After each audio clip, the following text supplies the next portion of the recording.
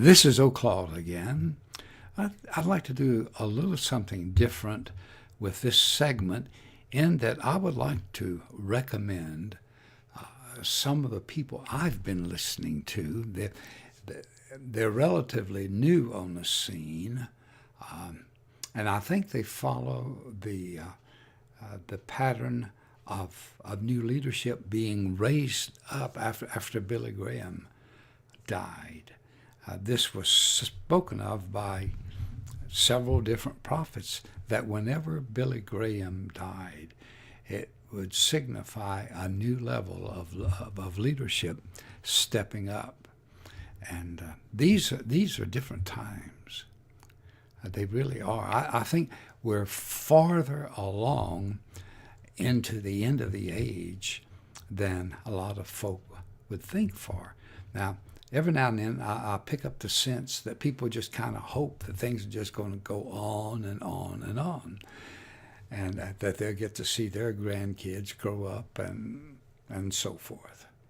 And that, that's certainly a worthy desire. But God has a timetable too. And I know in Acts, the 21st verse, the 3rd chapter, 21st verse, it speaks of Jesus is pent up in the heavens until the restoration of all things. Now, let me share with you the names of some fellows who are on the scene right now. And one thing that is a common tie for me, for all of these, is Sid Roth.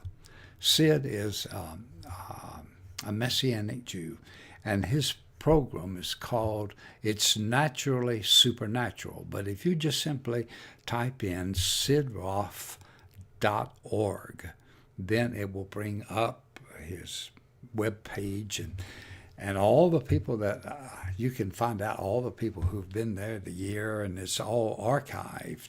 But here's some guys I got for 2018. Prior to 2018, Hank Kunneman, Kunneman, then Rich Vera, Vera, kind of like the word, the Latin word for truth. Rich Vera, Hank Kunneman, and in this same series, old Chuck Pierce, and Chuck is kind of a carryover from the earlier years. For example, in terms of the new guys versus the old, Bob Jones, who was a noted prophet in many circles. And actually, when I was a pastor of a storefront church in Lincoln, Kansas, we had the privilege of having Bob come for a weekend. And at that time, we were trying to get aligned with Kansas City Fellowship. Now it's known as IHOP. But they let us know back then that we were too far out. We're about 200 miles out for them to exercise any proper authority over us, any meaningful authority over us. But there are these guys. Then there's Loren Sandford, Loren, Loren, Sandford, Sandford.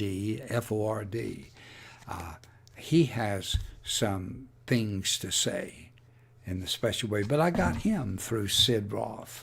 And then another guy that I did not get through Sid Roth was Paul Benson, and he's written a booklet called A Bucket Full of Holes. It's solid proof of the pre-trib rapture theory that's false. Now, it is a solid proof the pre-trib rapture theory is false. And it's 198 pages long, and you can't buy it. You have to download it. And so I downloaded it for the 5 guys in our prayer group, 5 besides myself. And it took a little while to do. But anyway, I would commend that. Paul Benson. Look it up on your website, okay? And then one of the most recent things I've gotten, it just thrilled me, was a word from Mike Bickle, who, again, he's from IHOP, And I've known of him since about 1985. So that's 33 years I've known of his work, and I'm not sure he was the first one to do it, but he's one of the first who initiated night and day prayer. And I know when I was first introduced to the group, it was at a noontime prayer meeting, and I never heard anyone pray like that, like those folks did at that prayer meeting. I mean, it was bang, bang, bang. They were pounding, as it were, on the gates of heaven for different things. I thought, man, I never heard any praying like this before. So my heart was immediately snatched by those folks from Kansas City. But listen, where they have been having an annual, what they call a one thing conference with the latest leaders and most fabulous worship leaders and that sort of thing.